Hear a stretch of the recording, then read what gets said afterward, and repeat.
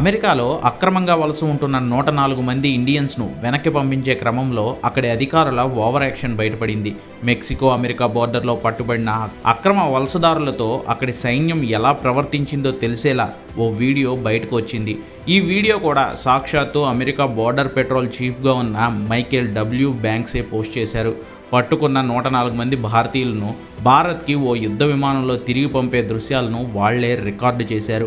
ఈ విజువల్స్లో భారతీయుల చేతులకి సంకెళ్ళు వేసి ఉండడం క్లియర్గా కనిపిస్తోంది. చేతికే కాదు, కాళ్లకు కూడా గొలుసులు ఉండడం వాళ్లను జంతువుల్లా ట్రీట్ చేశారనే విషయాన్ని స్పష్టం చేస్తున్నాయి. ఇదంతా భద్రత కోసమే అమెరికా చేసిందని వాళ్ళు సర్ది చెప్పేందుకు కూడా వీలు లేకుండా అమెరికా బోర్డర్ పెట్రోల్ చీఫ్ చేసిన ఈ ట్వీట్ చూడండి. ఇల్లీగల్ ఏలియన్స్ను ఇండియాకు సేఫ్గా పంపిస్తున్నామని రాశారు ఆయన. ఏలియన్స్ ఏంటి? ఓ అధికారి, అందున దౌత్యపరమైన విషయాల్లో వాడాల్సిన భాష ఇది అసలు కానే కాదు. ఇప్పుడు ఈ వీడియో భారత్లో ప్రకంపనలు సృష్టిస్తోంది.